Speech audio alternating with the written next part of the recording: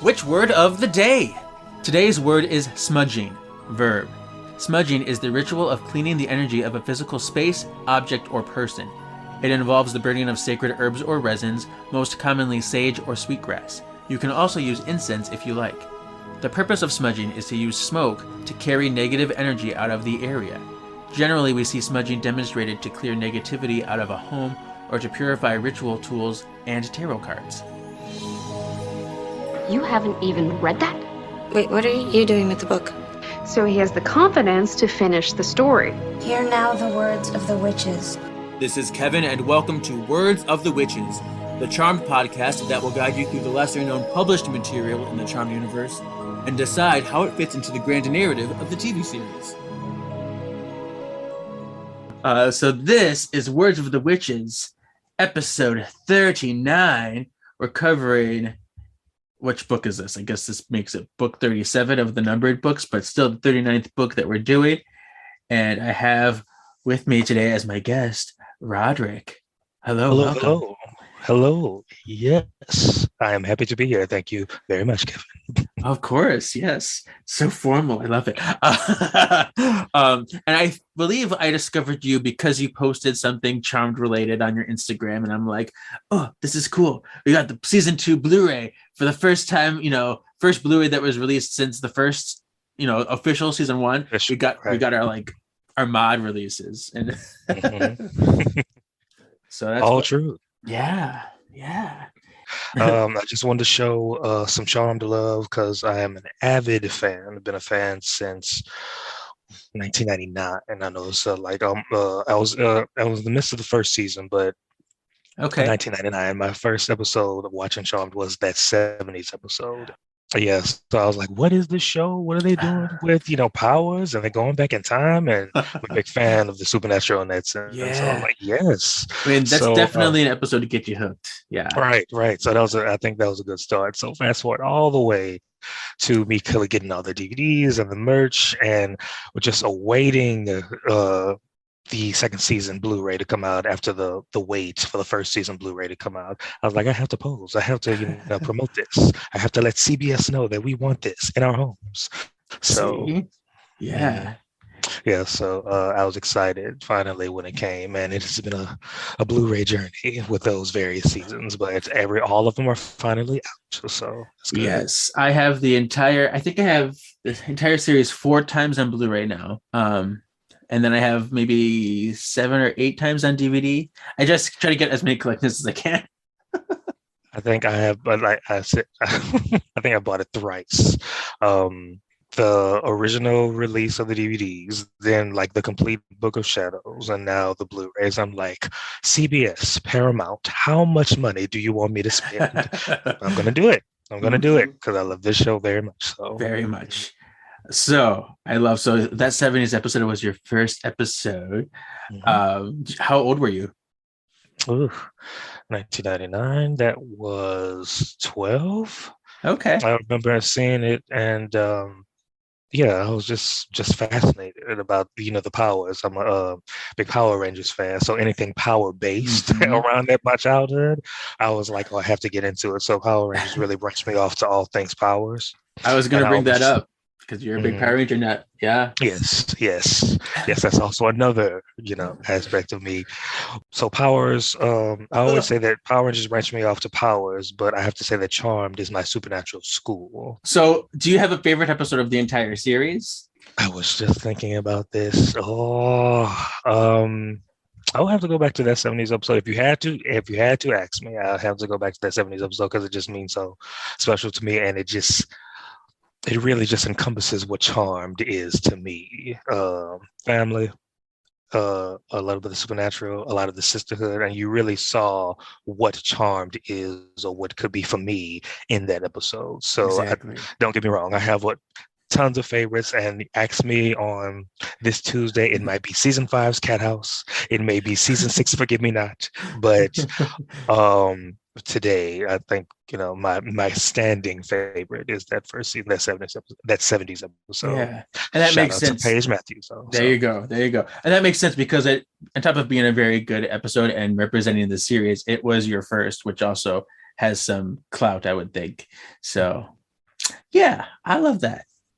So which one's your favorite sister? Ugh. It's between Piper. Sorry, it's between no one. It's Piper. I'm sorry. It's like, no, I know. No, I had to think about it because again, I love all of those characters, but Piper, she gave me growth the whole 8 seasons. Mm, Well, throughout the 8 seasons, and I really appreciate that. One of the reasons I love television is because, unlike a movie, typically you'll see it, in one shot for those 2 hours. But I really, just like you grow, you watch every week. I really watched Piper grow from that.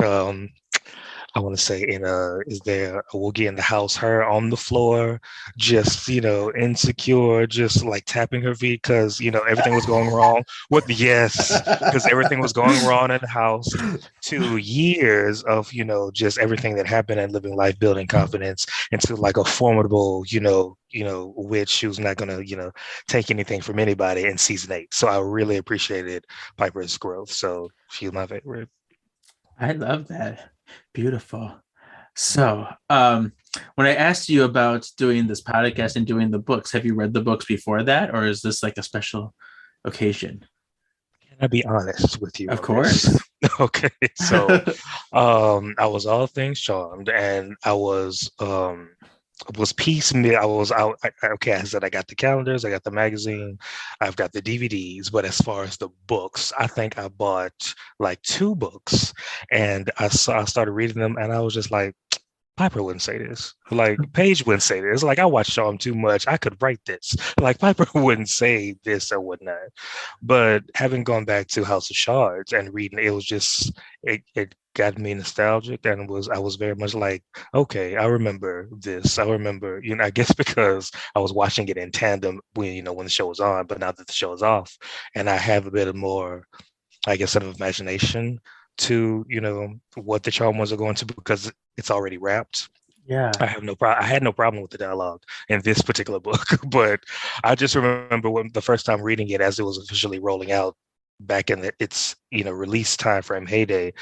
I was just reading those books. I was like, yeah, I'm here for the story, but I'm like, Phoebe wouldn't say this, Paige would say this, and I kept saying that, and I said, no, that was a headache. Let me just watch the episode. So Yeah, and what's interesting is because some authors do better job than other authors, and because they switch around. So, this particular author that wrote this one, I'm not usually a fan of her past. Well, why don't we just get into into the book? So we're doing House of Shards, and then I'll get into the author. So the author was Nicole Ostow, who wrote The Crucible in the Warren Witches anthology book, and then she wrote Changeling Places before this. So this was published October 24th, 2006. So this is after the show had wrapped and finished. So this was a later book. We're nearing the end of these books. Right. And then it was reprinted January 2nd, 2007. I cannot believe it's been that long. Was that like 16 years? So it was like, I remember it like it was yesterday, like watching it. I was like, watching Charmed, those Sunday nights was everything. And years afterwards, I would be on a Sunday night, and I was like, where's Charmed? Like, where's that Sunday night fix that I need? And I said that for years afterwards. Of course, years later, the reboot happened, and it was on Sunday nights, but that was something else entirely different. So I don't know her.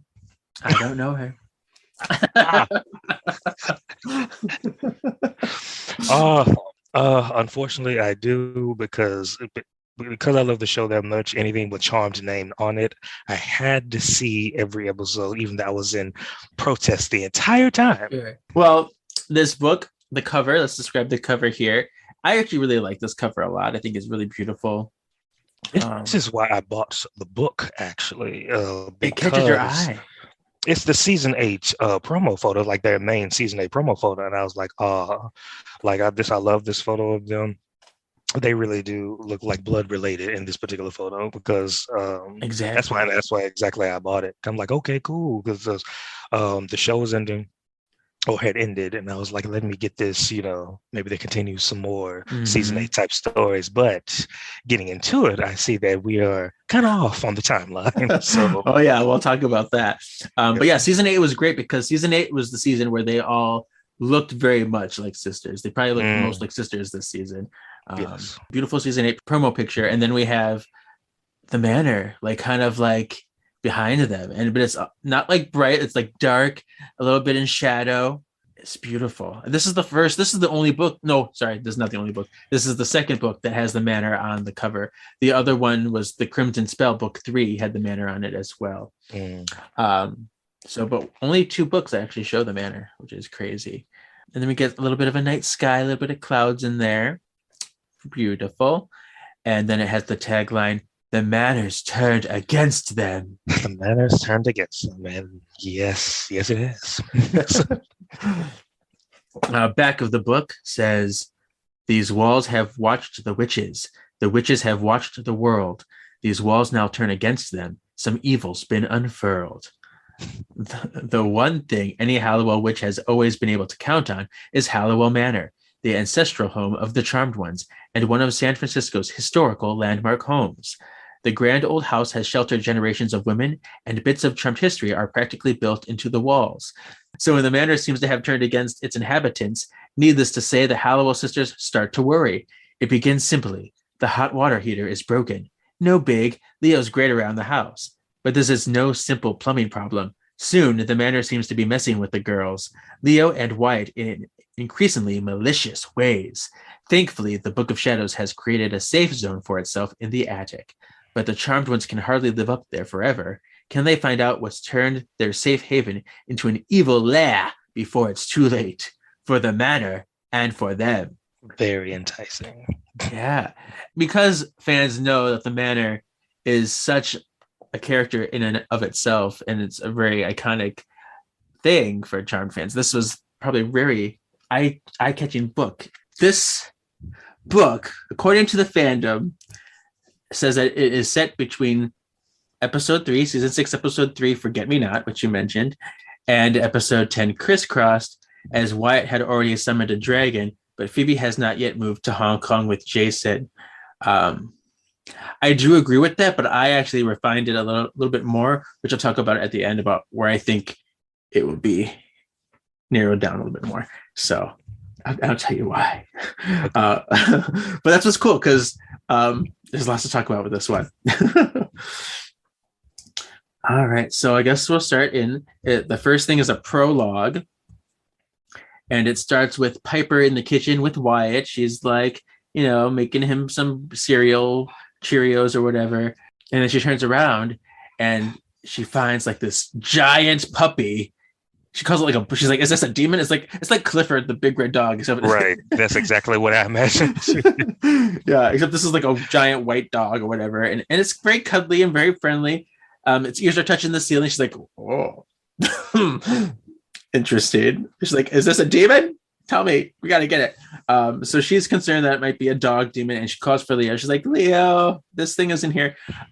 Leo has no idea what it is. He's like, I've never seen such a thing. And the dog wants to play. It playfully pouts at Piper, but it kind of nicked her form because she's like a giant dog, so it kind of hurt her. She got a little scratch. Right. But Piper then blows up the dog. I was like, such violence is such a Wyatt, but in front of Wyatt, but yeah. Wyatt, I believe, is full of glee once, he's like, yay, it happened. I laugh at everything. This is so cool. Such a spectacle. But I felt so bad for that little puppy dog, giant puppy dog, because I'm like, he's not bad. Right, it's just an extension of Wyatt. I think all of these manifestations are just an extension of him. So it's, it could be okay. But I think Piper being Piper is very much, flummoxed and was very Wyatt, why? We're just trying to eat cereal. I know, I don't have time for this. Right. It's interesting though, because there's a book previously called Mystic Knoll where Wyatt conjured a dog out of his storybook as well. Similarly, it wasn't as giant, but he conjured a dog in that one too. So interesting. But she explodes the puppy thing. Leo heals Piper's cut, and then they notice that the cartoon dog that was summoned was the same dog that was on Wyatt's little sippy cup. And they're like, oh, Wyatt must have conjured that. So this is when they discover that. So Phoebe and Paige come into the kitchen and tell Piper that the hot water is out. And Leo says, I can fix it. Oh gosh, and so it begins. So yes. The I wanted to say that of course, as I said, that one of my favorite episodes is Forgive Me Not. And it's about, of course, Wyatt manifesting, a dragon from the television and whatnot. And when I think the WB promoted it as the Dragon's Heat, Oh I was like, yes. what?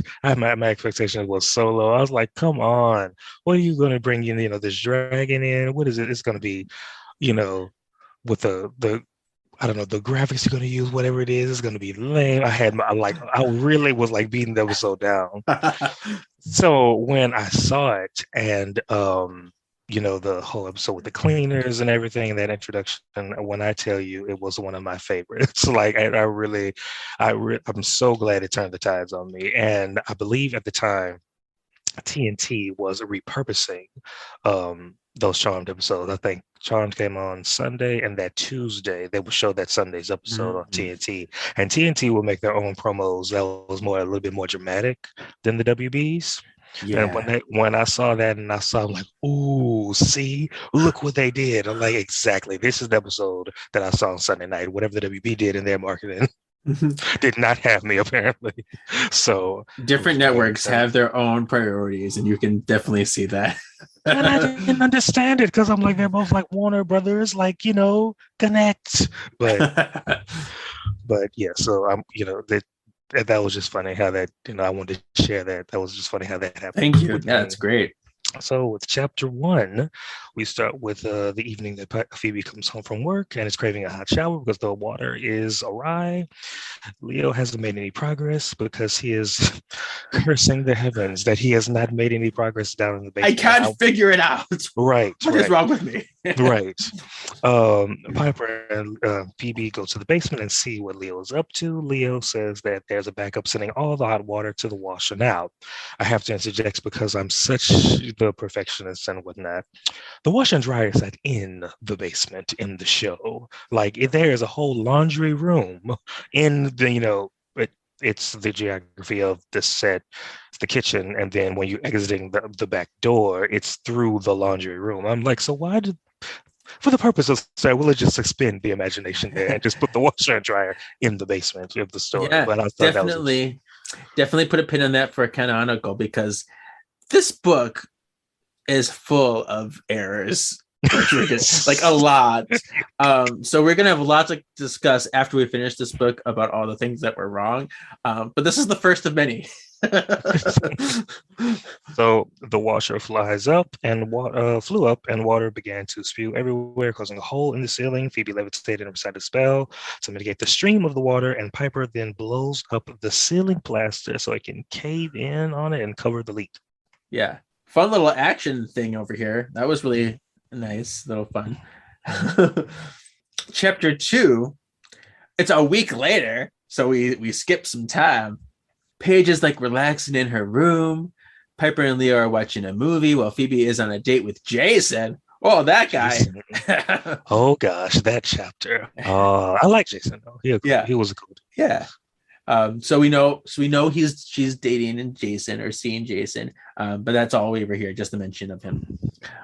Paige makes her way to the bathroom, but when she opened the door, there's like a giant black hole in there. A sucking black hole in the bathroom. How and why? They're like, Paige is trying to go to the bathroom. There's chaos, but yeah, she's like, and it began like sucking her in. So she's like, what the hell? She calls for Leo. Well, because Leo and Piper are downstairs. She's like, hello, people. I guess Piper says she starts to run up to her, but then she's like stopped by the wind or whatever. Right. So they're like shouting. They're like, what's up there? What's happening? I can't get to you. I can't get to you. The wind is gushing, out of the bathroom. She is trying to see if she can close the door. Yeah. So Leo instructs her on the best plan of action. He's like, yeah, orb the door to you or whatever. Yeah. And then if you close the door, then I can orb you. How did you feel about that plan of action? Oh, I have got thoughts. Okay. I have got thoughts about that. And question the powers used and why that this was this convoluted, because Paige could have just like orbed away, couldn't she? Just orbed herself out. I thought so too. Like, yes, she could have. And she, So right. Like, she really didn't need, I guess for like protection purposes, Leo was there, but I think why she didn't just orb out altogether. But, right. but So what happens is Paige orbs the bathroom door closed, so finally gets closed, and then Leo orbs Paige to safety from there. So orbing. In this scene, Leo uses telekinetic orbing to get Paige, which he does not have that power. no, only Paige and Wyatt does in this Yeah, timeline. and Chris would too, but he's not Right. in this book. So the powers don't make sense here. Leo does have the ability to remote orb, so he can like send people or people away, but he can't. That's only outgoing. He can't Right. orb something to him. Comes to him, yeah. Yeah, he usually has to go off to retrieve it and come back. So I was just like, Why did they put that in as such? yeah. They just took some creative license as to, well, what if we just make it easier that Leo just, orbs her, Yeah. from there. I'm like, but he can't, or just white lighters can't, period. Like, Right. you have to have some kind of, we've seen some kind of, witch energy about you. So there, I say I could be jumping the gun because I know we're going to talk about this timeline here. But if this is where you say it is, he is an elder now. So maybe check that some too. elder type powers were in him to do so. He can a little bit of an elevation, a little upgrade on his powers altogether. So I would coast that into my psyche, like, okay, that makes sense to me. Okay. that will let me sleep at night, if you will, because we can ponder that Leo's idea. an elder. So yeah, I mean, and the only thing is, do they ever say him? I think, don't they send him to check with the elders at one point?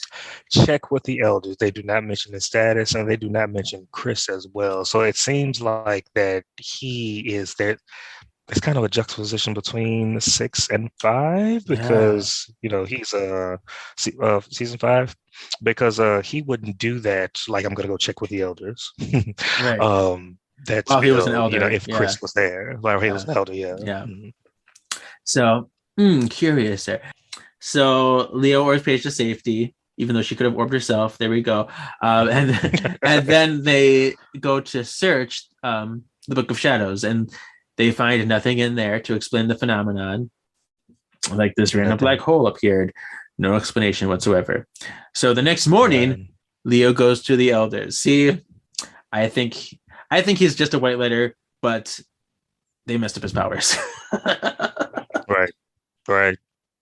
Like, they it's very clear that he, because he goes to the elders several times to check with them. So I think that's just a white lighter they're doing. And again, they just took a little bit of creative license with the powers. So but low key, I really do love this era of Charmed, if you will, because if there really was, and it's a short era if you think about it, but between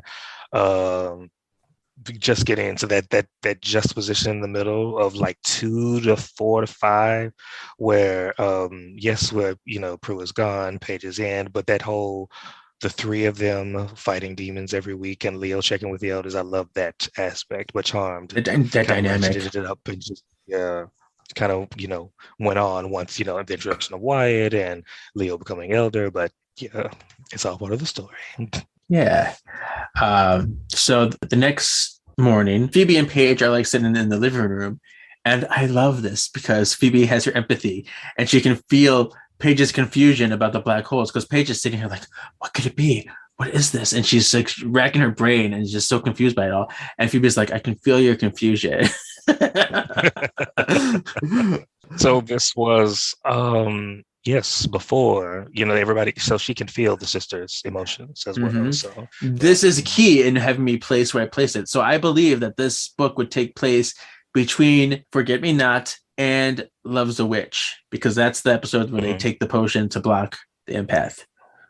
Yes, from the Chotochu egg. Yes. So that's where you narrow it down between 3 and 5 is where this would go. Phoebe tells Paige her date with Jason was weird.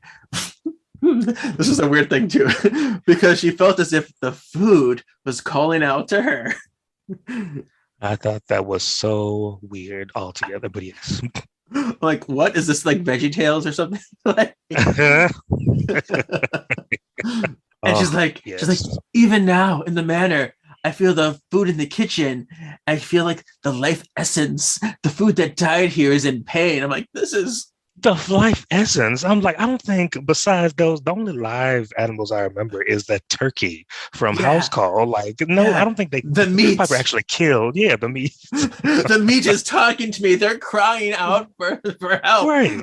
Like, Phoebe, have you been smoking something on the side? What was in your dinner? I don't. Like, the food is calling out to me and I can hear their pain. I was like, what? Really? Yeah. Oh, the empathy is strong, man. It was so strange, but funny. It was, I don't know. So Paige wonders, she's like, what's got the manor a magical protest? The manor must be hating on us because they made black holes on me and make the food talk to you. Ooh, it's an evil manor. Ooh, we're an evil manor. Oh, it's evil. It's protesting us for some reason. We don't know why. It's just it's just so weird altogether. Yeah. In chapter 3, it's all you. Piper and Wyatt are having a play date with another mother, Eliza, and her son Ben. Piper wished that she could have seen Leo when he was alive as a war medic and knew that it would never happen. Luck be a lady. So I put that in there because in Luck Be a Lady, the novel, she actually ended up going back in time to wartime, and she did see Leo from a distance in his war garb and his soldier outfit, and she sang a song from the stage to him, even though they never met yet, and it was really beautiful. So the fact that she's like, that would never happen, I'm like, oh, well, it did happen in a book that came before this. So Luck Be a Lady. Nice. Yeah. Piper grabs a stuffed police officer and gives it to Wyatt to play with. Ben screams and Piper notices a giant stuffed live policeman in the corner. Officer Friendly, I want to say? Officer Friendly, yes. Okay, yeah. Officer Friendly, Piper freezes Liza as she is returning to the playroom, then explodes the conjured officer. Now, Officer Friendly, if I remember, was not too friendly. Like, it was not the puppy friendly. The officer was a little bit more aggressive, if you will. Yeah. Like he didn't get to do much. He just started walking with intention or something like that. Yeah. The play date ends without any magical exposure. Phoebe and Paige are not finding any explanations of the magical evil afoot going on in the house. Paige decides to take a nap while Phoebe works on a spell to reveal the forces that are behind the house. Paige opens the door to her bedroom and gasps. Oh, I love this too. Piper returns and chats with her sisters about the day they all had. Paige tells Piper her room is weird. Piper decides to take a look for herself, and that is going to be an interesting look when she sees it. Piper finds an electric surge of a projected memory of their childhood. Grams is there reading The Little Mermaid to a young Prue, Piper, Phoebe, and a young Paige. Mm-hmm. So that was very interesting there. That was an interesting aspect of the story. Yes, indeed. Piper is startled, knew that the memory was false, but she choked up thinking about how wonderful it would be to have all 4 of them grow up together. She thinks to herself how Prue and Paige would have really loved each other. The sisters pull out the old photo albums just as Piper starts to feel labor pains because, Piper I think Piper was comparing the room back then to, it was through those photo albums. Yeah. Then they realize that she's in the very room that she gave birth to Wyatt, and they think the house is possessed. So, yeah, this was a crazy chapter. Yeah, I love the story points that they pointed with this, again with Me in Time, and how I love, them going back and that 70s episode. I just thought that was very creative. How they how that aspect of if something was going on with the house and it was attacking them, that it would attack them in this way. So yeah, this is it's getting into the family history and the feels.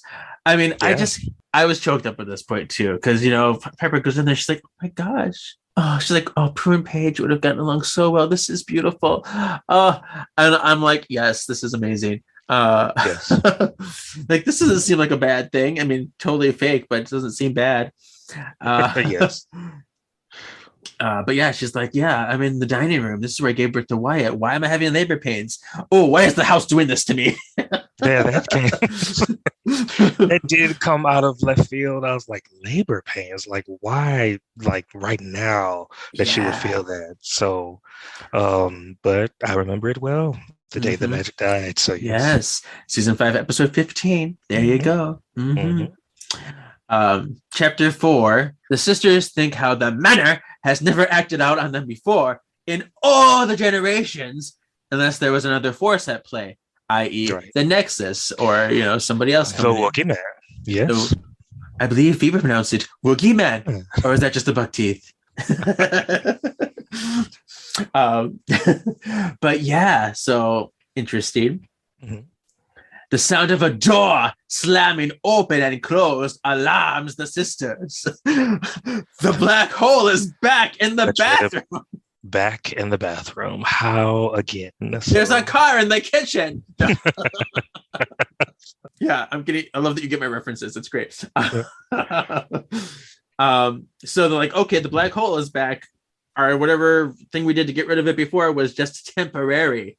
So the three of them with Wyatt jump over the wind and suction that the bathroom black hole is doing to get to the safety of the attic. They're like, let's fly. I imagine some crazy action jump. Whoa! I love how they said that the runner was like fluttering into the bathroom. Yeah. And they had to chop over it. Yeah. It's very Monster House. Yeah. Right. So, yeah. So they jump over this craziness and get to the attic. The Book of Shadows flipped to an entry, and at the bottom of it says, a house whose inhabitants turn against it will turn against its inhabitants. Paige's like, maybe we're not devoting enough time to our charmed destiny. Maybe the house thinks we're abandoning it, and so it's going against us. Oh, maybe we should do more magic stuff instead of being selfish and wanting personal lives. Sure. I have some strong opinions about this, but I'll wait till later to divulge. Yeah. I mean, it's something that they did too, like in season 8 too. They're like, they're so selfish. Why they they're charmers. They shouldn't want to have things that normal people want. I'm like, really though? I think that's a little stupid. Christy, who are you right now? Like, we just met you. So what? So yeah. So now the house is judging them too, just like Christy. The house is cunty Christy. There you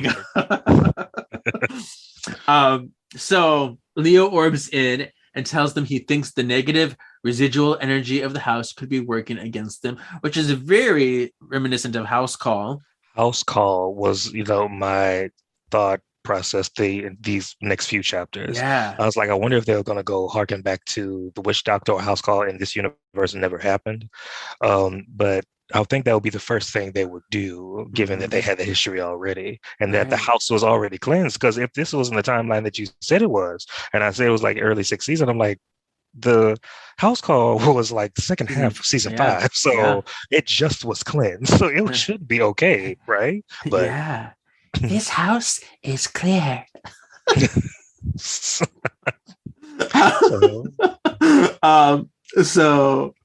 Leo says there should be a spell to repurify the house in the Book of Shadows. Let's not call the Witch Doctor because they kind of turned against us last time, even though that didn't happen. But, True. But even then, they should know better by now too. But who knows? Maybe they just don't want to deal with the Chalmers. There, like we're not going to deal with the Chalmers anymore. We're good. We're fine. So, like, we can purify the house ourselves with the spell in the Book of Shadows, but the spell takes 6 months. I'm like, are you kidding me? This with the book Liberty 6 months. 6 months. We have an hour, so of course that would be television. We have an hour, so that means that we'll it's a little bit more expedited. But 6 months for the house to be fully cleansed, that did not. I didn't know where that came from. So I was like, what? So he's like, yeah. So it takes 6 months to take effect. So we're gonna have to move out. Because if any family member enters in that 6 month period, we have to start all over again. Yeah, the spell's broken. We have to start over. I'm like, Okay. So they start going like house shopping and like we're gonna do the ritual and then leave and never come back for months and months and months at a time. And it Yeah. seems like a horrible situation. All right. So we enter with chapter 5. Piper meets Phoebe at a New Age shop to get ingredients for their ritual. The clerk at the checkout then they knew exactly what they were trying to achieve with the house cleansing. So she recommends some rose quartz and for balancing the energy distribution. They leave the shop and reminisce about their memories and the manor, feeling very nostalgic because they can't believe they have to leave the manor. Yeah. Phoebe grabs some letters that was sent into her through Ask Phoebe and notices that they seem to be all reminiscent about her personal experience with, childhood homes, and her letters are connected to the homes as well. But to Like, are these letters being sent to taunt me? Why Right. do they know my pain? I'm like they're hitting a little too close to home, on the nose there. So she tells Elise that she has termites. That's why she has to take off from work, from going into the office. She's like, yes, you move, you take care of your house, honey. Right. Like, Elise was mad supportive in this book. I'm like, yeah. I mean, she did love Phoebe, but she would question did. a little bit more. I mean, I guess that is a valid excuse. I mean, how do you argue with that? But still, I just want a little bit of rebuttal, just a little. Right. The scene, while Leo was packing, Paige was submitted to another hologram in her bedroom. While everybody else was scurrying around trying to get everything done for the new house, Paige was stuck sitting up in her room. Yeah, I'm not going to pack. I'm not going to clean. I just sit up here and watch my movies, my home movies and whatnot. But this really pulled at the heartstrings because Grams was teaching a young Paige and the three sisters magic. Paige knew that she couldn't because, of course, she wasn't there, and it was impossible. But yet, it made her feel whole, which that was nice altogether. Grams was teaching them about lucky spells and how to write them. A young Phoebe came up with the perfect luck spell out of her ass, and Paige loves these scenes. So I like that because it very much honed in on Phoebe as a spell writer. It did. Where Prue was telekineticing and Piper was freezing. Phoebe had didn't have an active power, so at that time she was very much into the hardcore kickboxing and spell writing. So that's what she attributed. But yeah, can you imagine like Grams teaching the girls as children about their witchiness and about their powers and how to write spells? Like that's just a cool concept that we would never have gotten in the actual lore. And they know it's fake too, which is crazy. But it's just neat. It's cool to theorize about that stuff. I can go on about the tons of charm theories because just to have a show, but I don't know how that would work. Just to have a show about what Grams was like raising them back then, and dealing with demons, dealing with the various husbands and whatnot. I'm like, I would just want to see that life. So, and I don't know if you remember, but the original concept of the reboot was supposed to take place in the 70s. Yes, and I did not. Where's that show? What if they did like a Grams and Patty 70s show? Like if they had the show about them raising like them as children, I would have been all about that, Right. That was, if I might, can I digress a little bit? Yeah. Witchstock. It was said in season 6 of Witchstock that they had everything in pre-production ready to go for the storyline to be about Patty, but because Finola Hughes couldn't was unavailable, they had just changed to about Grams. I was like, that I like the episode and everything, but I really wished something would have happened because it takes place in the 60s, and I want to say that was timeline wise like Patty's era. So I would really like to have seen like a young Patty, a young Grams, and that type of thing. And like you said about just seeing them back in the day, that would have been a show. So yeah, and Witchstock irks me a little bit just because it's supposed to be 1967, right? And then when we see her in 1975, she's nothing like that Patty or that Penny, so. And 1967, Patty would have been 17. She would have been a teenager. Would have been really cool. But check out, I don't know if you know, but if you ever read the Warren Witches anthology book, if you have that book, there's some stories that take place like in Patty's history and Penny's history. No, I didn't. I do. What do I have? I have the book of three. Okay. So yeah. So but Yeah. that particular book I didn't get. Yeah. Yeah. If you, I mean, you could always buy it, but you can always listen to the episode we did on it too to get some of those stories because there's some really neat stories. They don't always do the best, but it's still kind of interesting because they take place in like more of Patty and Graham's history when they were younger without the girls. And it's cool. Chapter 6, Piper wakes Phoebe as it is moving day. Time to leave our house for 6 months. We have to perform the ritual and leave.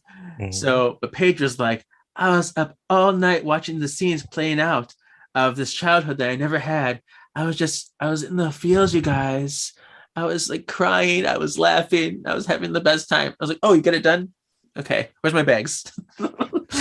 I did want to say this though, like wasn't that I know she was seeing them as all together as girls, but the cooking lesson I believe that Paige saw with her and Graham's baking cookies, that was Yeah. that chapter right too, right? Right, I believe so. And she was like, they're baking peanut butter cookies. Right. And the girls, Piper and Phoebe were telling her like, Paige, you know that's not true because Right, Grams is oatmeal. oatmeal cookies and Mhm. whatnot. But I think that besides watching the all four of them talk to Grams, the thing that really drove her over in this chapter about, okay, guys, something about what you're about to say is that she saw a young her and Grams bake cookies. So Yeah. that was nice. That was nice too. So I mean, for her, yeah. yeah, all these childhood memories of like how it would have been growing up with this family that she's come to know and love that she never knew before. Oh, it's just really sweet, really wonderful. Mhm. She's in the scene and currently she's cooking with Grams. And then while in this vision, in this projection, hologram, whatever it was, Grams told her that as long as she's in this house, she has a haven. So Paige is like, oh, she's not talking to little girl me. She's talking to grown up me. This is for me in the moment. Right. She's giving me a clue.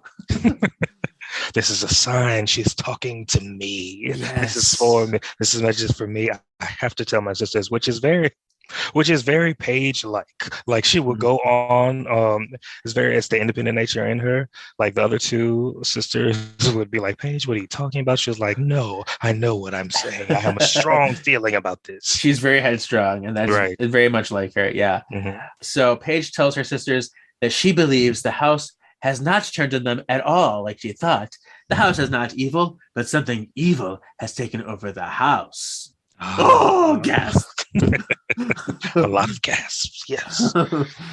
So with chapter 7, we have short, yes. So Paige is convinced that they don't have to move anymore. All of the moving men and Leo and all the work that they put in. Bring them back here. Bring them back. They won't mind. We're paying them. That's fine. We're paying them by the hour. It's fine. And tells her sisters about the past portals and her theories. Paige pours the potion down the drain. The sisters decide to research the history of the manor for the clues, and they head off towards the library. Yeah. To the library.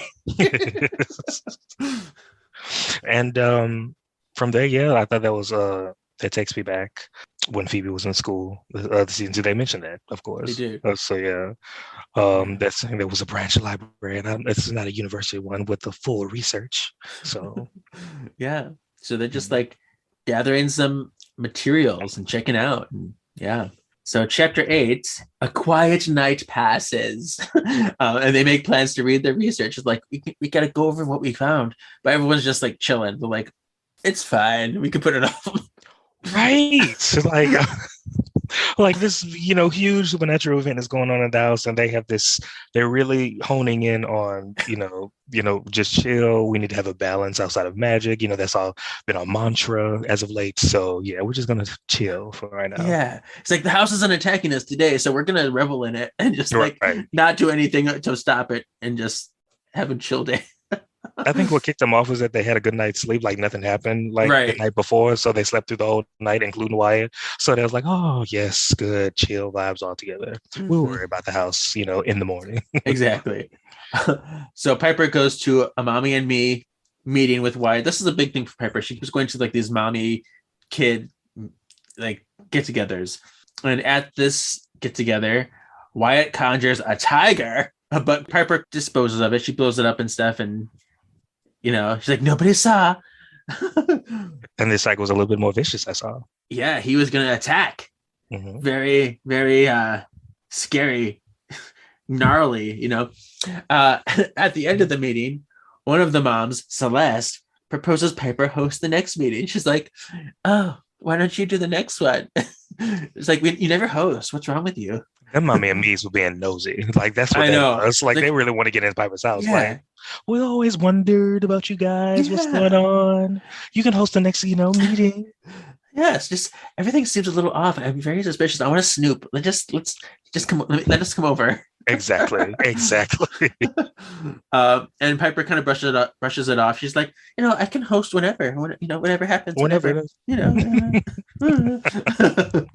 So, like, no, Piper, you can do it. Host. No, you can host. Host it, please. Mm-hmm. So that's at her desk at work. Phoebe begins to read newspaper clippings that she gathered at the library of the history of their home, and there's like 3 different entries about different things. Ash on the street.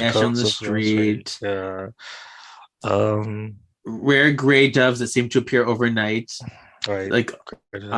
And then lunar eclipse appeared for a few moments, an unplanned lunar eclipse, and astronomers and meteorologists were baffled. Right. And so they're kind of insinuating that these are all happenings that happened during the ancestors and their witchy spells and stuff that might have made these happen. Phoebe comes home, and Paige tells her that she hears something. Do you hear that? I hear a noise. This can't be good. Ooh. Paige approaches a photo of Prue, Piper, and Phoebe from Christmas ages ago. Like, why you could have just threw in that Victor Christmas tape. Right. I bet just from the same thing. You know what? I would like to think that was from that Christmas. So yes. Yeah. Mm-hmm. So, but she sees a picture of Prue, Piper, Phoebe from Christmas, and she gets like really sinister vibe. She's like, this feels evil to me. I don't care how happy you girls are in this picture. I'm not in it, so it's evil. Catching evil vibes, and they're like, Paige, you don't even have that power. What are you talking about? I know. Phoebe is the one with. I'm Phoebe. I'm the psychic one. Why you getting up on my game here? Right. I have the empathy. I have the premonition. Like, what's going on? Yeah. So they call Leo, and they all hear a large crash upstairs. Leo, Phoebe, and Paige check in on Piper's room. And then in Piper's room, books are flying out. Then, so they're like, the shelf is like throwing out the books and then sucking them back into the bookshelf. Right. It's expelling off and coming back. It's very spoonful of sugar, Yes. How the Mary Poppins childhood furniture, how the childhood furniture would come back together. That's what I was imagining as well. You just snap it, and then it goes. So books are flying everywhere. Eventually zoning in on Wyatt bouncing. They fly out, but Wyatt puts his first foot up so they don't hit him. The books don't hit him. They just ricochet off of that. And then Leo orbs into the room without his legs. I was like, wait, what? Like, so it's crazy.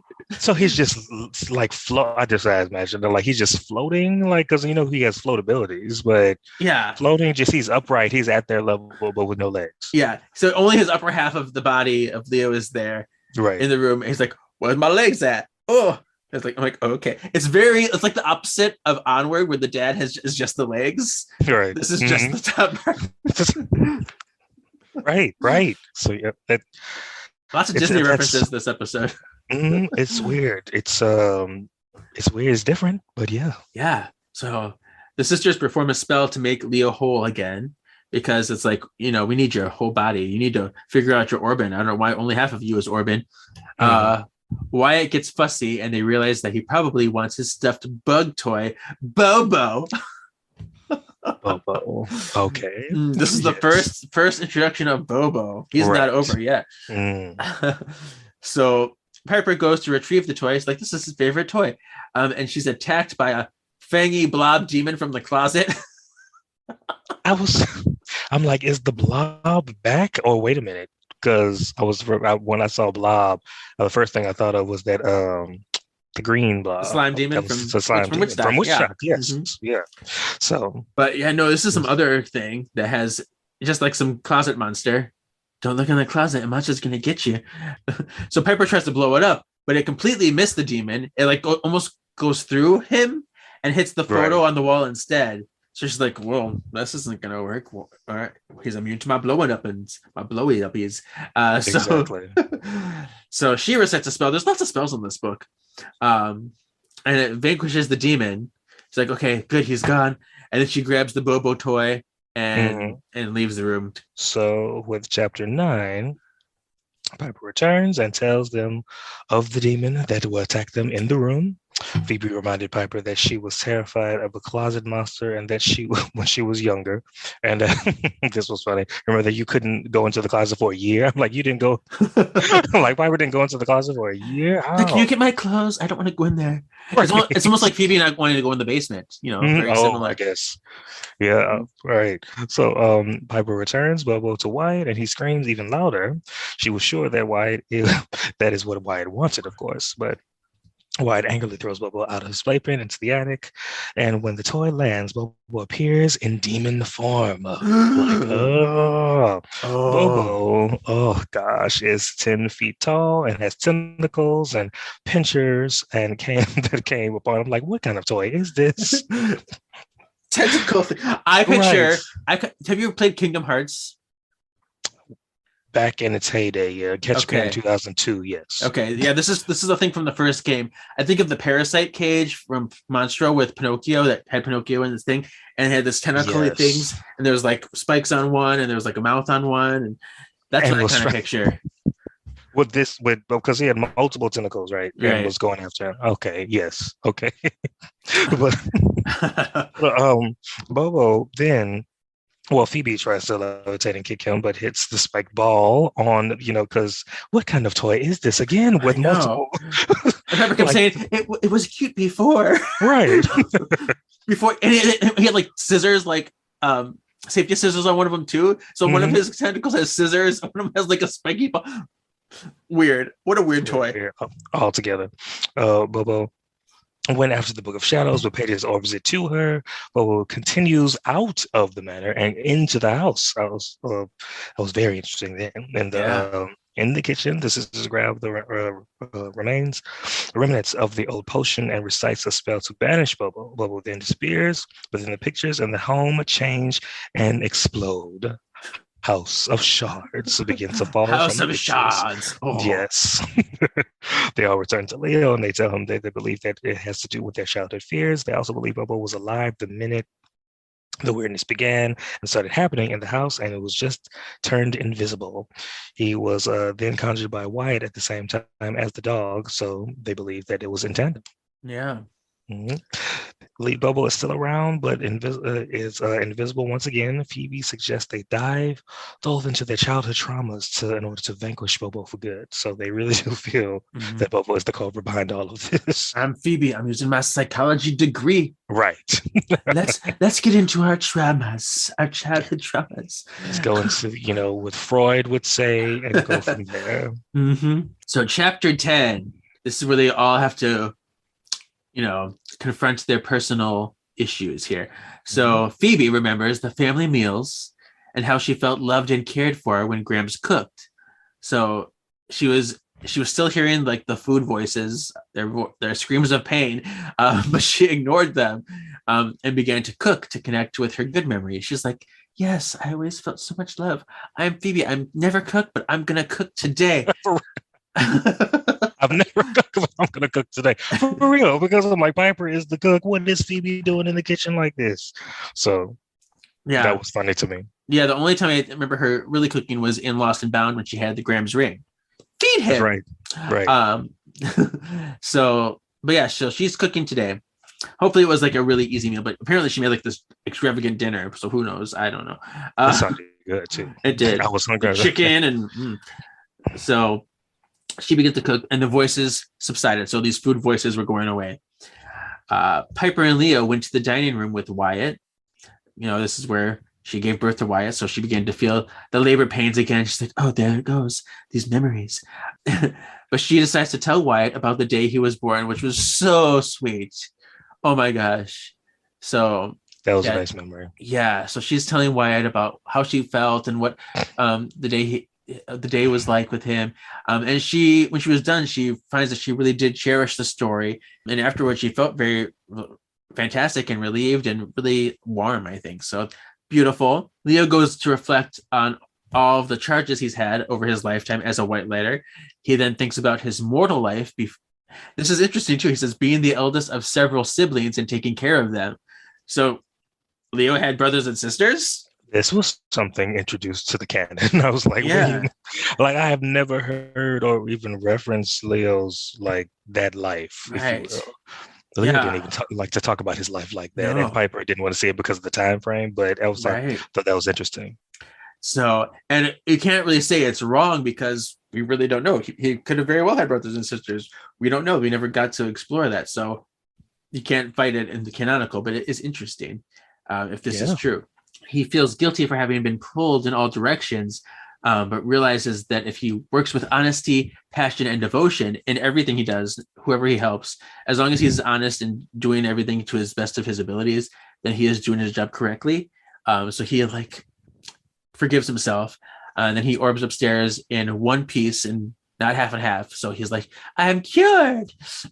I thought that was very sound and centered because it made sense. He's all over the place, and it manifested itself with him to splitting in two. So it made sense. I love it. Very, very similar to like Prue's astral projection when that first appeared. Yes, I love it. It's Hellfire. So, all right, Paige. This is Paige's turn. She confronts the false images that are shown in her room, all those holographic childhood fake images, and she ponders the pressure to live up to Prue, and she keeps, wishing that she had the opportunity to grow up with the sisters. So she's fighting these feelings, but then she reminds herself that she had adoptive parents who showed her so much love, and she would never regret the childhood that she spent with them. So she opens her bedroom door to see her parents of her adoptive parents. Yeah, they're serving her dinner when she was 8. So it's like a dinner time with her adoptive parents. And then she smiles as the images finally fade. She's like, I remember this. This was beautiful. This was lovely. Paige said in a page from her past that she loves, her home cooking. So yes. So, and this is really good because here you see, like, as much as we would have loved Paige to grow up with the sisters and have that, she did have another life which she loved just as much, with people who loved her just as much. And you can't discount any of that. So this was a really good bridge for that. I have a comment about that I'm going to talk about later. Okay, cool. I will keep that in mind.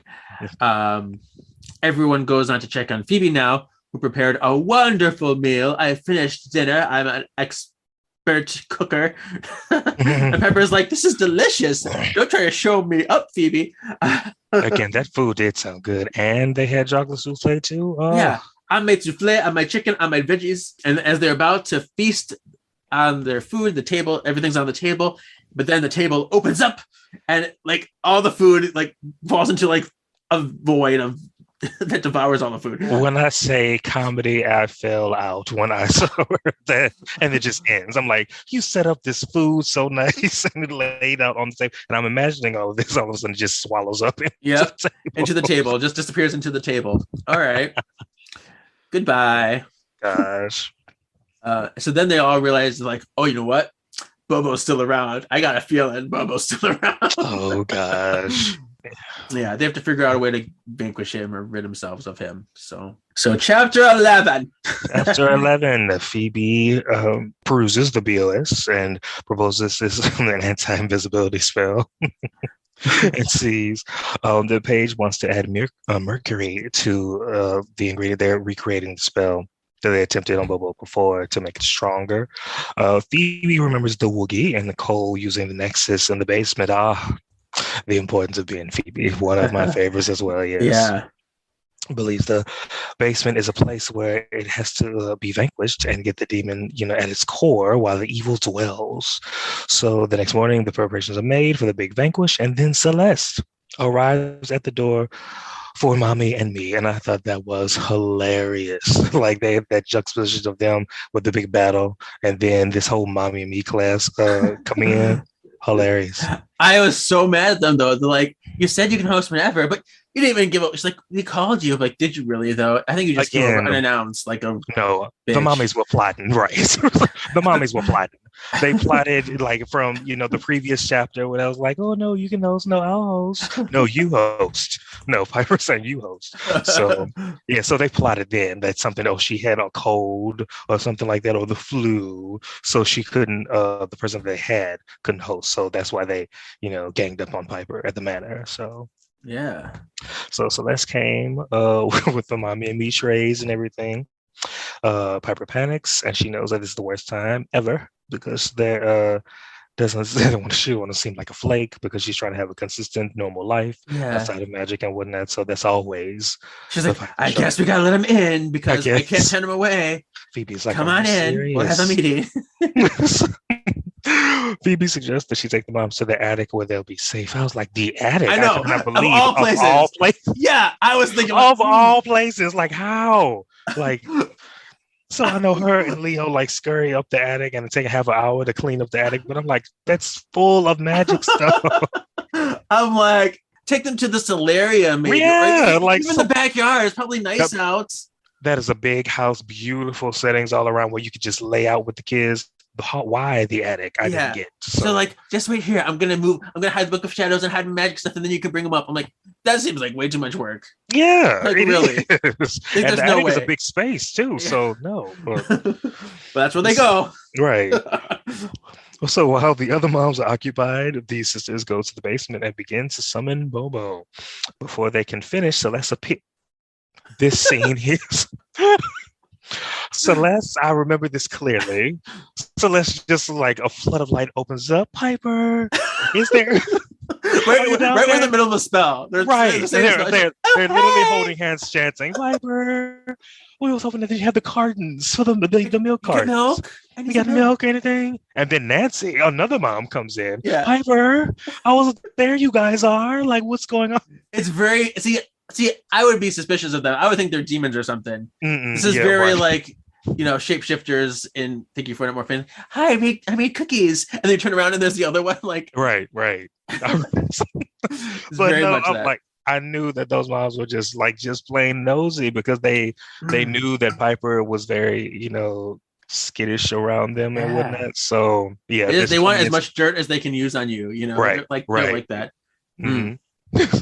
So before they can finish, Celeste, who threw subtle shade, by the way, when she went to the basement, and because the girls told her that it was a gas leak, that's why they were all down there. She's like, I do smell an odor. She was like, I was like, wait a minute, I'm ignoring it because we have some things to do. But you would have house problems because that's the kind of people you are. Right. So then they say the spell to summon Bobo after Celeste leaves, and Bobo appears out of the ground, charges at them, swinging his tentacles, knocking them the potions onto the floor. He's immune to the freezes and regenerates, and nothing the sisters can do. So I think they go into hiding. Yeah, because this is crazy. Like everything they try to do on this thing is ineffective. It's like, which is not common. I mean, this is crazy for a little toy that may turn into a demon is getting the better of you. It's pretty crazy. They are the charmed ones. What is going on here? Yeah. So chapter 12, Leo appears with Wyatt into the basement, believing he's figured out why they've had no luck vanquishing Bobo. So he's like, since Wyatt conjured him, Wyatt has to send Bobo away. And I thought this was a bit odd too, because I'm like, Bobo is just chilling in the corner while they talking. So like he's like, like he's in the back, like he's like, ooh, I'm just gonna wait here while you figure it out. You want some of this? right, just in the background. Yeah. So when Bobo came after Piper, so now that they've figured out, it's like Bobo, I'm over here, and so he comes after Piper. But then Wyatt, seeing that his mom's about to be attacked, pointed a finger at Bobo, and poofed him out of existence. Very much the dragon situation all over again. Very much, yes. I was hoping, like Piper said, I was hoping he didn't want anything to happen to her. So yeah, to me. So yeah. Yeah. So that's that one. Then we have just an epilogue left. And the sisters come out from a day of shopping. Hear Leo making noises in the basement again, flummoxed, and they end with "There's no place like home. Everything is back to normal." Yeah. A pretty quick thing. It's like, okay, everything's okay. Leo's making noises, fixing up shop. And then Phoebe's like, oh, yes, there's no place like home. Right. ATM, whatever. Yeah. The end. The end, yes. So overall thoughts. House of Shards, it was an interesting read because I'm very much the meticulous person with my charm knowledge. I'm like, that happened in Cat House, or that happened in Carpe Demon. So so when something they played with the history like that, which they have the license to, I'm quick to call on it. I was like, you know what? I have to just suspend my mind and focus on the story, but I enjoy it. Yeah. I thought this was a nice read and quite sentimental. Nothing in the book was mind-blowing, but it was generally sweet and introspective, which I appreciated. Stand-up moments where when we got the glimpse of what childhood would have been like for the four girls together. It is very like Kingdom Hearts Chain of Memories, which is the one that happened between 1 and 2, because in there it's like there are false memories, and even though they know the memories are false, the feelings that they brought up are very real and powerful, and that's what this reminded me of. Very powerful feelings, even though they're fake, it still strikes something in you.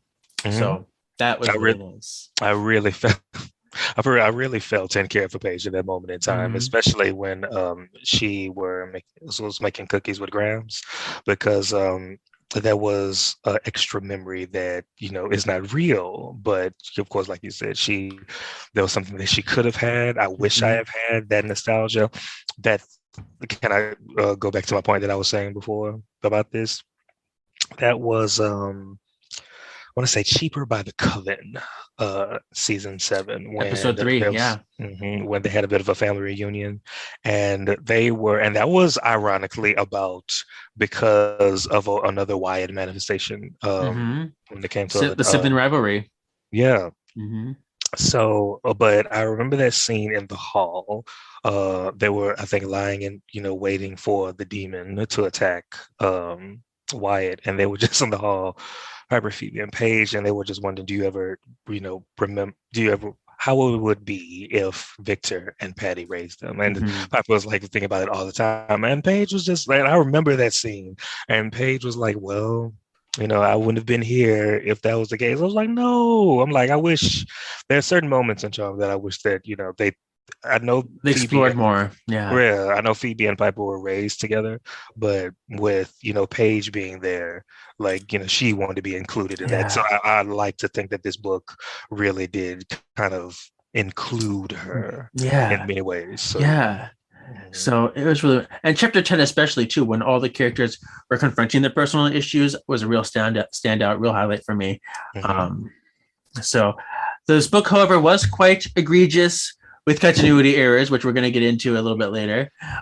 So while I liked my overall time with the book, I did enjoy it, I was irked by those inaccuracies.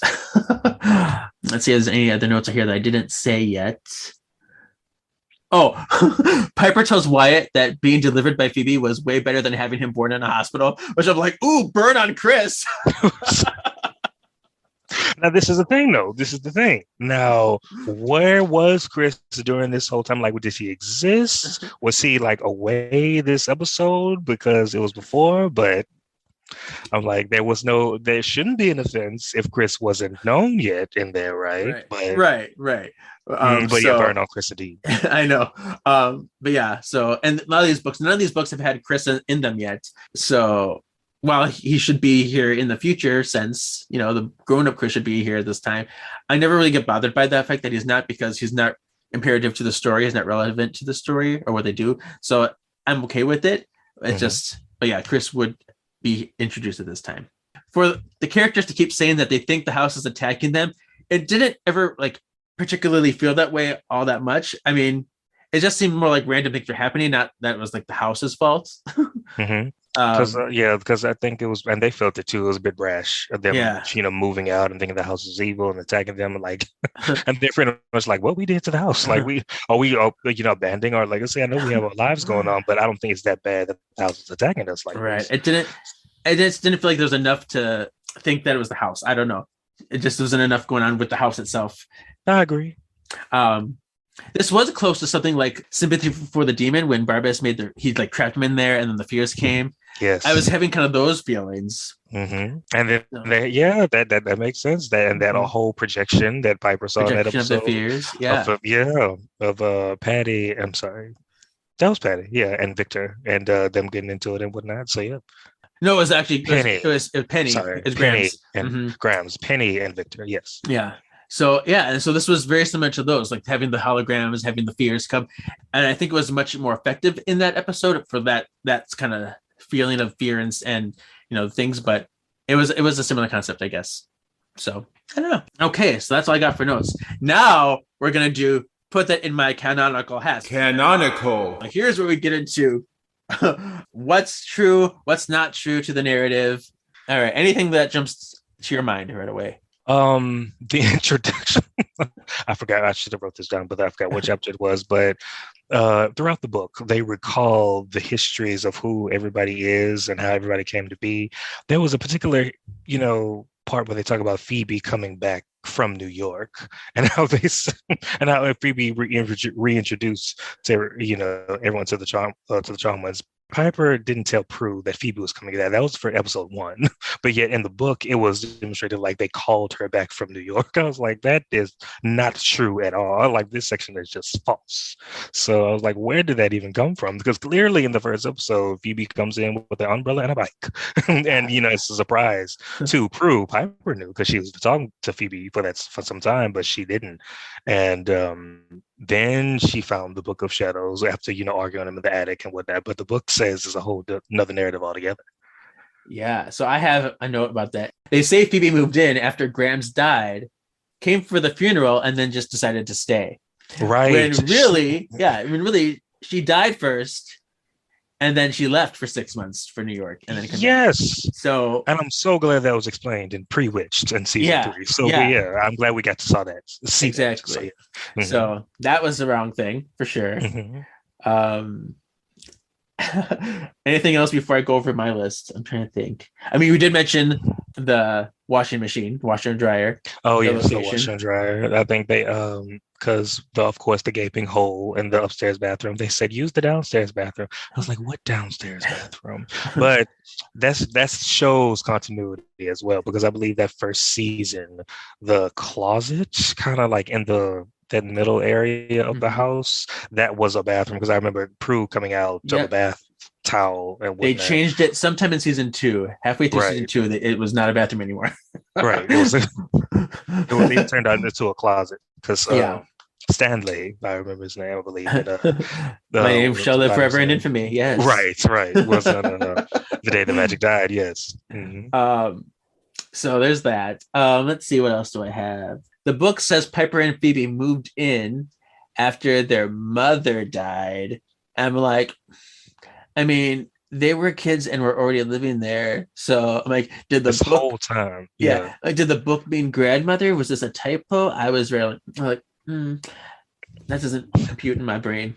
No, because that scene where they're talking, I think, right outside the supply shop, Phoebe and Piper in the book, saying that they longed for the house. They never left the house. I was like, well, there was clearly a time where y'all wanted to leave, all of you. And matter of fact, Prue and Piper moved out and got an apartment and whatnot. And then want to move out the manor. This is their 20s. That's when Piper was working as an accountant. Right. So they clearly wanted to leave, in their history. So I just loved how that that revisionist history was like, oh, I never wanted to leave the manor. It's our home. How can we leave? I was like, no, y'all wanted to leave. It's okay. It's fine. Yeah. We did mention that Leo being a white lighter, and that he's not separated from Piper. Right. This is a common thing in all these books at this time, where like none of them accept that. But at the same time, during that time Paige is temping, and I'm like, Paige tempts. She quit her job. Season 5 and season 6, she was trying to get back, have a balance during temp jobs, and they mentioned that in the book. But all these other, it's like you're choosing which one you want to do. So from the canon, In this book, Paige was left on the steps of the church where Sister Agnes found her, but in the show, Patty and Sam brought her directly to Agnes, where she's like, "You come from angels." In a bay of white light. I'm like, yes. I'm like, it was very detailed and how it was presented. Yeah. You still come from angels.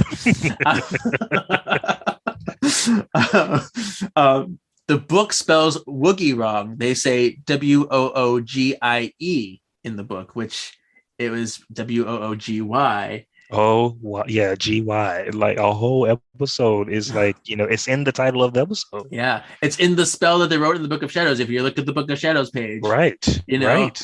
So how could you spell it wrong? And what's interesting is the fandom does not have that note in there. I'm like, it'll probably be added after this podcast. It says Prue, Piper, and Phoebe were raised by their parents.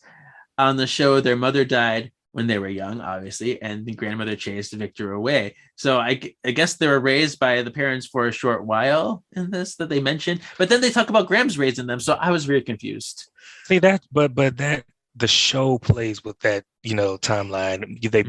They talk about it, but they don't really go into it. And that's why I mentioned earlier about I love to see that time frame of exactly what happened during that era. Right. Because they really don't, they play on it in the show itself about, what happened in time. But if you put all the 8 years together and you piece it together, you're like, well, what about this? What about that? So there's a little holes that I would like to see filled. Because it definitely had to be a time where Victor was around and raising the girls, because he didn't completely abandon them when they were born. So I guess that's really about what point in time we're talking about. So I guess that's not an inaccuracy necessarily. It's just not specific enough. Right. Here they say Halliwell Manor is built on top of a portal to the underworld.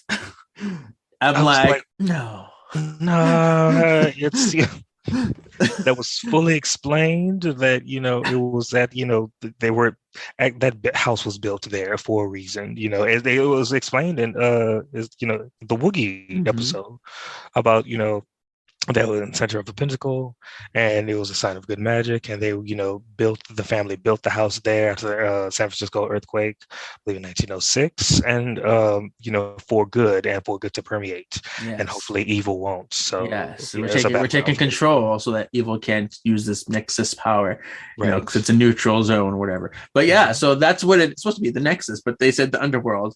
Maybe it was a conscious choice to change it so that casual readers would better understand it. I guess so, yeah, because I guess you have to go into the lore of like, what's the Nexus, what's this, and whatnot. So maybe that was just a conscious choice, but still incorrect. When they came up with that luck spell, because when Phoebe was like, I can make a luck spell out of whatever.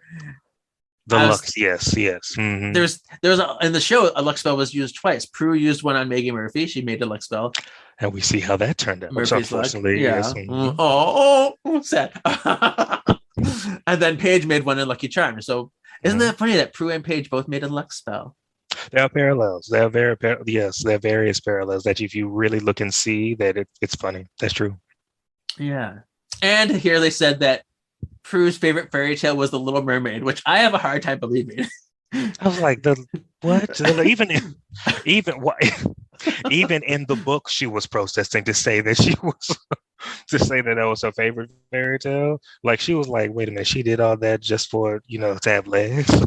Right. I'm like, even then, Prue was defiant. So it's kind of going back on. Yeah, which is funny. But I'm just thinking, like, of all people, Prue wanted The Little Mermaid because her greatest fear was being drowned. She was sad that Patty drowned, and her greatest fear was drowning. But she's like, okay, but I love Little Mermaid. I didn't compute. I know, of course, Phoebe is big on Cinderella, but Prue and Little Mermaid. I was like, maybe Prue saw it as like an inspirational story of a poor girl escaping her watery hell and living a life on land. And she's like, yes, let's get out of that water, girl. I'm rooting for you then. Yes. So, pulling yourself up by your own legs. Yes. Yeah. So maybe that if we clarify about what her inspiration from the show is, from the lore is of then it makes sense to me. but it was just a little odd. Oh, and they say in the book, Patty was the one who bound the powers, the sister's powers, instead of Graham's. I'm like, Again, yeah. no, it's very inaccurate Yeah. because again, my favorite show is that 70s episode, and you see it again, Yeah. and Pre-Witched and whatnot about the back and forth about binding the girls' powers and or wanted to have the powers back. So yeah, that was I'm like, well, where again, like I guess we'll chalk it up to, like you said, for the average reader who likes Charmed going into it. They really do introduce, if you're like a new viewer, a new reader, or not familiar with that, they introduce who Paige is. If you were like mini shorts, Daryl, just various characters that you don't have to tell me. I know of, pretty much already. Yeah, pretty much the first chapter of every book is just giving people that exposition overview, in case they need to catch up. Yeah, right. So I hear from a lot of fans when they read this book, they're like, I couldn't get into it because they just keep telling me stuff I already know. But knowing how it works, you kind of have to in case someone just happens to pick it up for the sake of picking up a book. So I get it. My final canonical thing is that they spelled Elise wrong. They spelled Elise with a Y. I saw that. I was like, yeah, that's not how you spell Elise's name, but I'll go with it, along with her demeanor as well. But I won't grade too hard. So so this had a lot of continuity problems. Is there anything else that you can think of that I didn't say, or you think I got them all?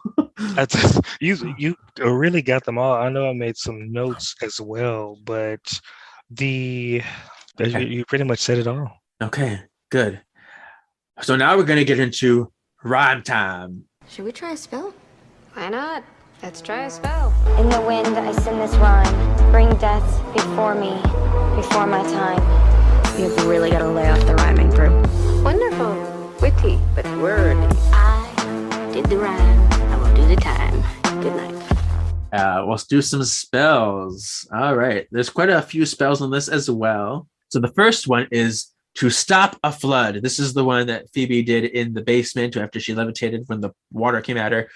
It says, elemental powers I summon to save, dry and remove the oncoming wave. Cute. I like it. Short and sweet and pretty. Yes. Yeah. The next one I see here, to purify a house. The 6-month-long spell. Where did the elders get this spell from? 6 months? God. That was the long. I don't even think in the show there was anything that had that lengthy of a time as far as spells wise. No. But no, there a housewoman inhabitants turn against it will turn against its inhabitants. Dried lavender, thyme, honey, rose petals, to restore love to the house. Balance with rose quartz in the far points of the house to channel the energy so it can get evenly distributed and absorbed. A house exorcism takes 6 months. Any family member that enters it during the cleansing period breaks the spell. Now, I say there had to be a lot of rose quartz to utilize for the entire house. Yeah, they're going to do it. That's that. I guess we don't have the spell part of it. I guess it was just more about an action for that one. The next one is the good luck spell. This is the one that Phoebe wrote in that fake memory. It says, Downy duck filled with pluck, release a stroke of pure good luck. See, yes, and Grams was like, excellent. Like, this is so good, Phoebe, and it was so really good. And it was, it was, I dare say, foreshadow to the how she is with spell casting, spell writing. So yeah. So we next have to repair a shattered orb. A power of 3 spell, form a circle around the shattered angel. Well, this is the spell they use, of course, to help Leo in his uneven state. We 3 sisters, body and soul, request our angel be made whole. So that took me back. So yeah, a lot of really quick 2-line spells, but they work. Sometimes those 2 lines are just all you need, and as long as they sound good, it makes sense. Yeah. So I'm not really offended by any of these so far. They're just fun. To vanquish the closet monster. This is the one that Piper came up with after her explodey molecular combustion power did not work on it. It says, creature from the closet, demon from beyond, this charmed one commands you, be gone. The reaction. I don't love this one. Mm. It's just like the way the syllables aren't like this charmed one commands you, be gone. I feel just like there needs to be more in that last line. And when it starts off, it sounds like something from the Haunted Mansion. I think of like Madame Leota, like creepies and crawlies. And that's it's just simple to the point. That's it. Get in, get out. Yeah. So I think it's fine, but something about it bothers me. I don't know what. All right. Because they have the anti-invisibility spell. It goes demon of night, demon of day, demon of air, show us the way. Allow your image to hereby appear. We witches shall vanquish. It matters not where. I would say I like how the length, because we do need those lengthy spells from time to time, and it takes me back to those original spells in the book. But I enjoy that one quite a bit. I do enjoy that one. So it's a really good length because it gets you rolling. You feel comfortable with it. You have it's a really solid length. Yeah, because you really get to feel it, but it's not like overwhelming. And yeah, I like it. And even though where is a little bit different than the rhyme, I don't mind it. I think it fits just enough. So I think it works. I enjoy it. Next one, to banish Bobo. A potion is needed. Childhood memories, sour or sweet, we hereby command thee to retreat. There we go. Yeah. Yeah. Do it. Banishing him. And that just kind of made him invisible. It didn't even. Yeah, it just so he's in the house somewhere, still lurking. So yeah, right. No, to summon Bobo, the spell requires the power of 3 and the potion mixed with mercury, which is very much needed, they said, to make it a little bit more stronger.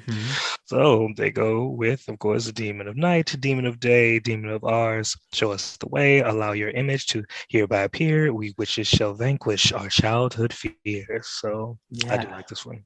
Yeah. This takes me back too. And it's definitely like, they modified the anti-invisibility spell, but it is very nice. On the fandom, it says that this was a spell to vanquish Bobo, but it really was just a spell to summon him, I think, more. Next, I have Best Baddie rankings. Seems almost anticlimactic after all this time, doesn't it? It was the only way to get their powers. And now I want yours. Darkest forces, let it be. Hear my plea, bring life to me.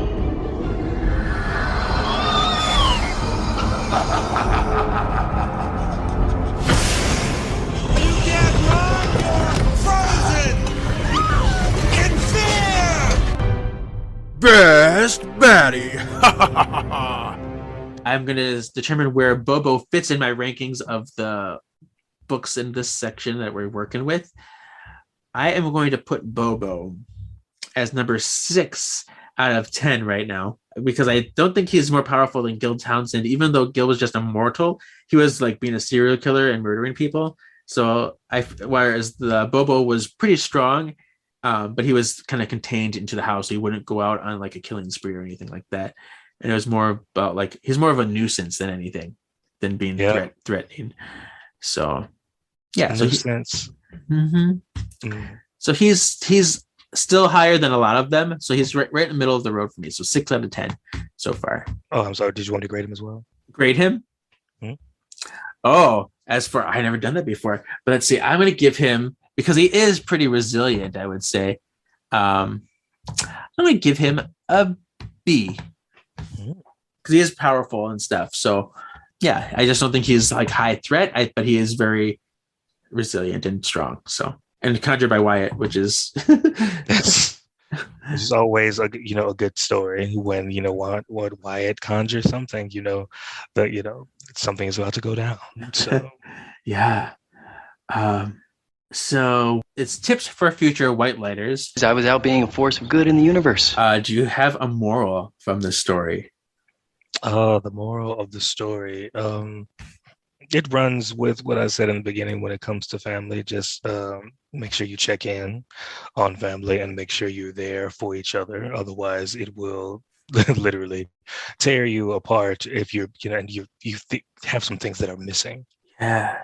So, family is a good of classic charm. Is the good moral of the story, and to just take care of hearth and home like they have been, and just check in on one another and whatnot, because there's a lot of soul searching that Paige went through, Leo went through, all of them went through, really. Yeah. And it really manifested itself in the house. So just check in on each other. Yeah, I have a similar kind of theme. My tip is self-reflection. Getting to the root of your feelings and overcoming your own negativity is a very therapeutic and rewarding pastime. So yeah, I would recommend it. Yeah. Right. Like it's very necessary. I'm all about the, getting into self and mental health and whatnot. So yeah, it's very important. So yeah, I had a good time with this book. I liked it. So here we go. I guess we reached the end. Where can people find you and stuff? Just mainly on Instagram. Okay. Rod Shire. That's me. Combination of my first and last name and whatnot. So and that's pretty much it. I keep a low count. I'm very like a low profile type of guy. But Sure. if you pique my interest and whatnot, I'm gonna come out and be like, hey, Yeah. that's me. If you talk about Charmed Up Power Rangers, you know who to go It's to. a wrap. It's over. It's Yeah. over for everybody. Like you will not shut me up. All that. So yeah. Yeah, because that's how I found you, and Mhm. we made a plan to do this book long ago. I cannot believe this is what, a year in the making. Yeah. Like I cannot believe but I'm so glad you remembered, kept me on schedule, and all the good things. So I'm Good. glad I got to chat it up. Yeah, me too. Yeah. Someone who gets the Charmed. It's always nice Yes. when you find someone who is as passionate as you are. Yes. Because I can go on and I can go into detail and I can be a bit nerdy about it, but it's all good. I appreciate the conversation. Yes, you're in good company. All right. Well, you can find this podcast at Words of the Witches on Instagram, Facebook, and YouTube, or Words of Witches if you're on Twitter. You can rate and review if you feel like doing that. That's always helpful. So thanks for doing that. Email us at wordsofwitchespod@gmail.com with questions or concerns. Oh, before we go, I did want to propose an Ultimate Power Challenge. There's one more battle on the horizon, one unlike you've ever faced before. Ultimate Power Challenge. I want to have people send in if they can tell me how many times the sisters had sibling antagonists. So they had to go against other sets of siblings. Oh. So that's going to be the challenge for next week, and to see if we can see who turns it in. That's exciting. You can follow my other podcast. Hanging with the Halliwells just ended, so we finished season 6 through 8 of the series, and you can go listen to those episodes if you feel like those with Sean. And then we have another podcast together called Solving for X, which is an X-Men 90s animated series podcast. So I guess we'll see you guys later this month in 2 weeks for Phoebe Who, which is the next book. Your destiny still awaits. Yeah.